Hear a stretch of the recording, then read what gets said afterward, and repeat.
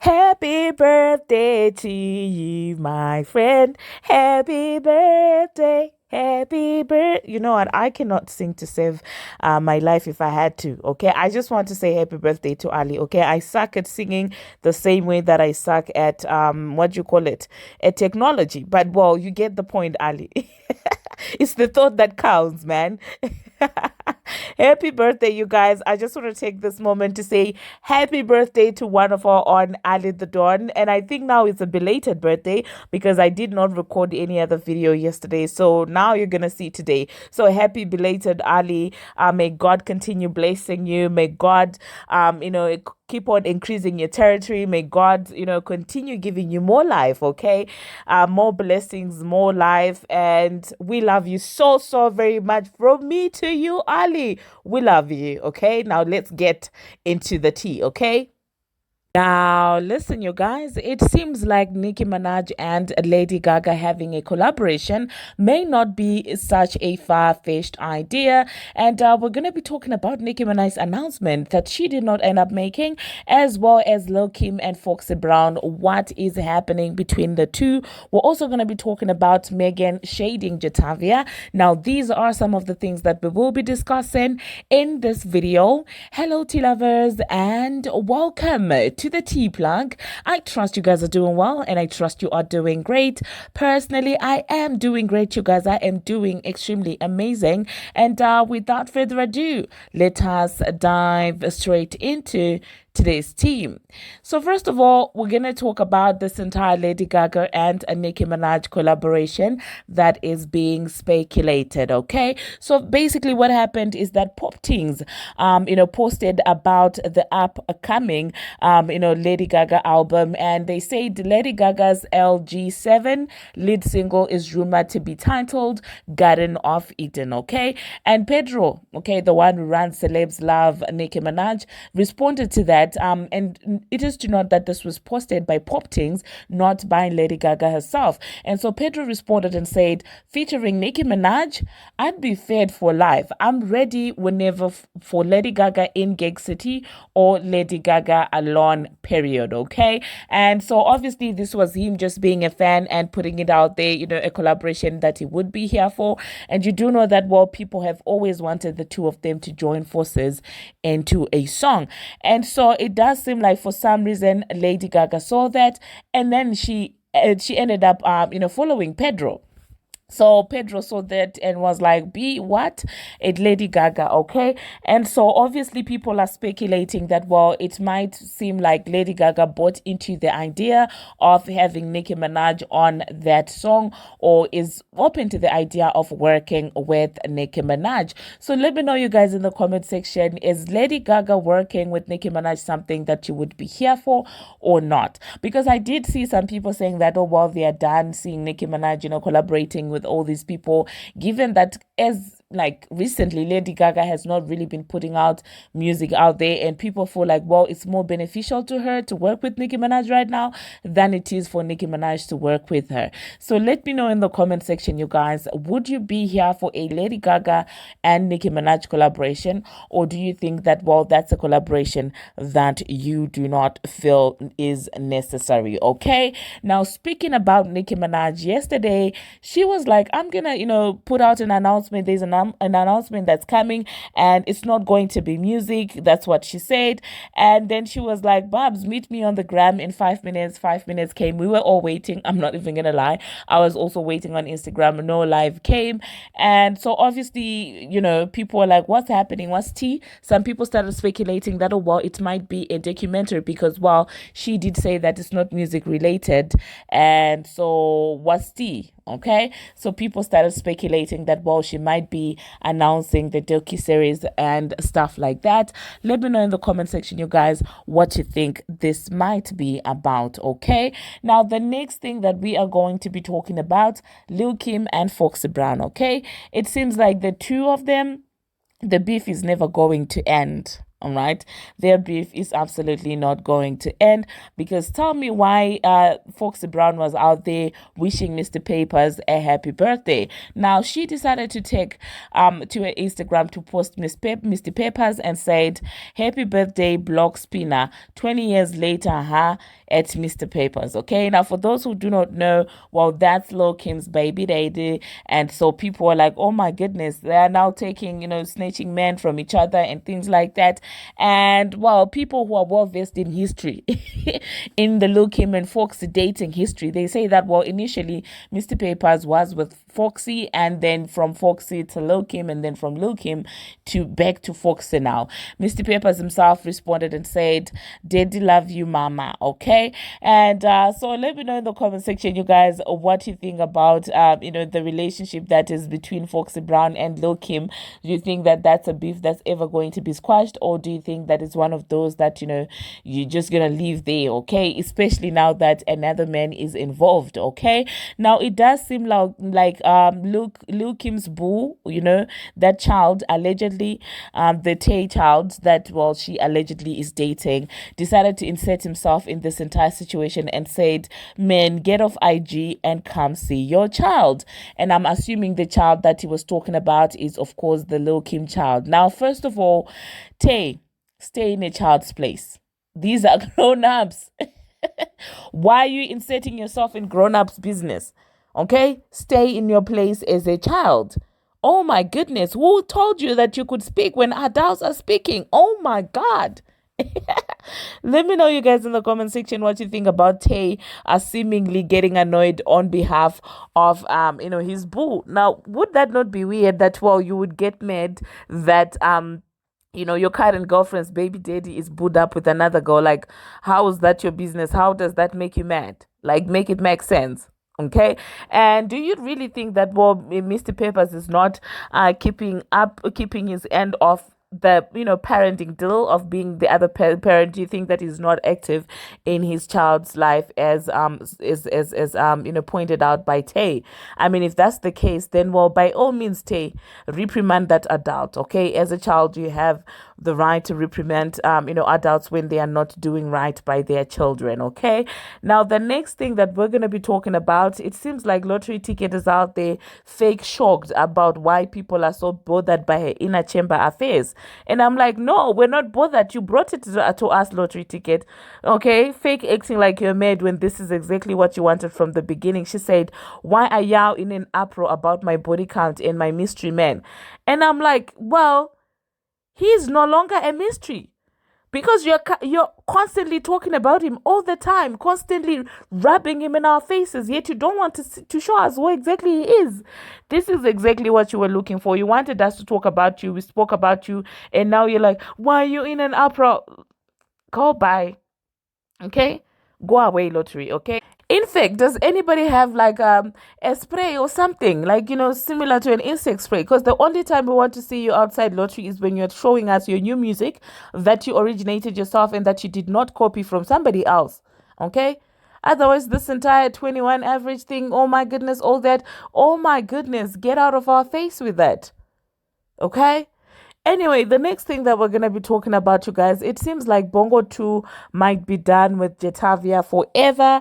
Now, you guys do know that Bongo 2 has got a song where, she shouts "free JT" and stuff like that. And it seems like, well, in a latest show, she decided to take out that part and she decided to skip it out.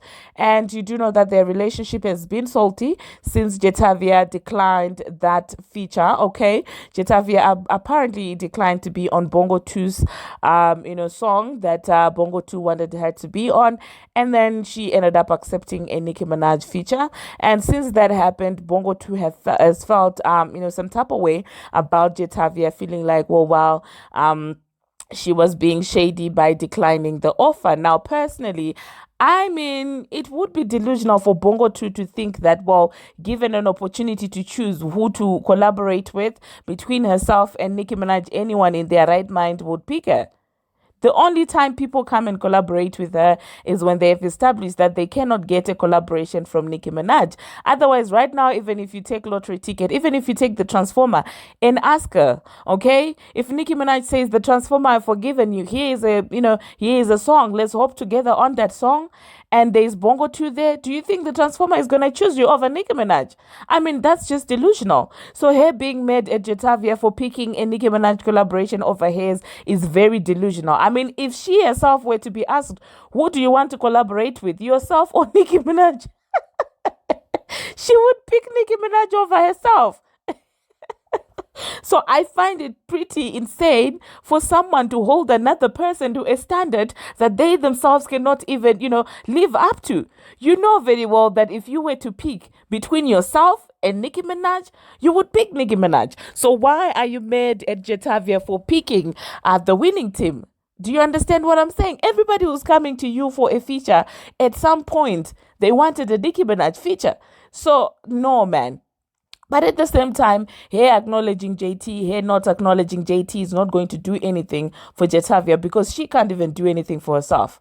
Do you understand what I'm saying? Bongo 2 cannot do anything for herself. So her screaming free JT is not going to do anything for Jetavia's career, okay? So you might as well remove that. It's not going to affect. At least now, Jetavia can fully move freely without feeling any obligation out of those free JT moments of yours, okay? Now that you've taken out her name, she can be free to do whatever she wants to do, okay? Without, someone out there being salty because she did the most logical thing, which is accepting a Nicki Minaj feature, okay? If she wasn't ready to be submitting a feature on your song, it doesn't mean that she wasn't ready to be submitting, a verse for Nicki Minaj's song. I mean, even if you were about to put out your own album, if Nicki Minaj asks you for a verse, of course you give Nicki Minaj a verse. Like, that's just common sense. So you guys let me know in the comment section what you think about this entire Bongo 2 situation. Do you think that that was intentional? Because there is a group of people that's out there saying, oh, there's nothing shady about that. Oh, she wasn't being shady. Oh my goodness, this and that. Let me know in the comment section what you think about that. Do you think that that was just coincidence that, well, she decided to not say the free JT part? Okay, now the next thing that we're going to be talking about, Kenya Moore. Like, I've been seeing this, going around on the internet, and I was just like, let's see how this is going to play out. So now, you guys, there is a rumor that Kenya Moore might have been suspended from the Real Housewives of Atlanta following her, being a mean girl self to a new girl. And, well, allegedly she went as far as, basically putting out explicit, images about this girl, and allegedly she's in hot soup because of that, okay? So yeah, let me know, you guys, in the comment section what you think about that. It seems like a lot of people really are not feeling her being suspended, because I have seen quite a number of people saying that, well, they will not be watching if Kenya is not going to be there. Now, at this point, nothing has been officially confirmed in as far as what she did and what she did not do. So let's wait and see how all of this is going to play out, because I'm just thinking Nini is gone, King is going to be gone. What's going to be left of the Real Housewives of Atlanta? And at the same time, Kenya sometimes really does too much in as far as this entire mean girl persona. So yeah, let me know in the comment section what you think about that entire situation, okay? Now, the next thing that we're going to be talking about, it seems like there is battle of the hair care lines, all right? Now, it does seem like Beyonce's ex-dancer, Ashley, okay, is being accused of playing both sides when it comes to Fenty hair care as well as, Sacred.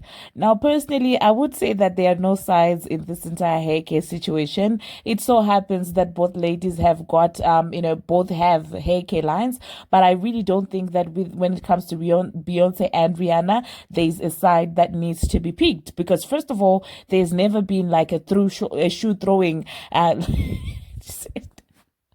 did I just say a shoe throwing incident? Okay. There's never been a shoe throwing incident. There's never been disrespect of that sort. So I really don't think that there is any need to be, picking any sides. If anything, if you're a hair model, obviously you're gonna get different products from different hair care lines to promote them. Okay. Just because an influencer promotes Fenty makeup does not mean that they can't go out there and promote, other makeup brands. So I do do feel like this in this particular situation, the entire picking sides issue is very different. And when you look at it also, you realize that when she did the sacred thing, she did it on her own page, which meant that, well, that was her gig. But like with this particular Fenty one, it's actually the hairdresser who posted it. So really, you guys, I really don't think that's an issue of Rihanna moving around trying to look at people who are working with Beyonce and giving them products. I really don't think that's what's happening here. But hey, let me know in the comment section what you think about that. So I'm just going to insert you guys both reviews and you let me know what you think about that. And until my next one, you guys, see you. Please do not forget to subscribe. We are at 14,000 subscribers and we're still going, so please do not forget to subscribe to the channel. Until my next one, see you. You know what that means. These are going to be the products I'm using today. I figured I'd go with the more moisturizing stuff. I'm excited. Okay. Tighten up. So I asked you guys how you wanted to see me use my sacred, and majority of you basically said, use everything, do a wash and go, and give a full review. So here we go. I started my wash with the cleansing shampoo. It really surprised me actually with how moisturizing it was. And then I went in with a hydrating shampoo, which also locked in a lot of moisture, kept my hair feeling soft and not starchy. Here I'm using the reconstructive mask. After having my hair in braids for a couple weeks, I felt like I really needed this to help my curls bounce back. I'm loving how moisturizing it's feeling. Everything in this line so far feels super moisturizing, which my particular hair type loves. So I followed all the instructions, put it under a cap, and sat under my steamer for 20 minutes. Once I rinsed that out, you could already tell my curls are starting to like lock back in, but I went back in with the deep conditioner now. This one is super thick. I added water, but as you could tell, it's getting all over the place. Whenever a deep conditioner is like this, I know it's gonna do the job. So I repeated everything, shower cap, steamer, 30 minutes this time. And look at my curls now. Now we're on to styling. We have one product for these curls. That is not a normal curly girl thing, but if it's a good product and with the good preparation, you can usually get away with a one product wash and go. I do love the way this product feels though. It had a good balance of thickness but lightness at the same time. And as you can tell, my curl clumps are forming nicely. This product definitely adds a lot of glide and slip, which is always helpful when doing a wash and go. And I definitely think if you have finer or very thin hair, these products could be a little heavy for you, but clearly my hair is loving it. I always go for very moisturizing, hydrating products though. So I'm loving the definition that I got just from the one styling lotion. And now that we're fully dry, I'm adding in the oil for some extra shine. I will say that everything also smells really delicious in this line. Like all of the scents, they all smell similar too, and it stays in your hair and everyone can smell it, and it's great scent. So good job, B. So overall, you guys, I'm loving it. Come with me as we color Ashley's hair, but we're using the new Fenty deep conditioner on her. So we're starting out with a nice little massage, getting in there, y'all.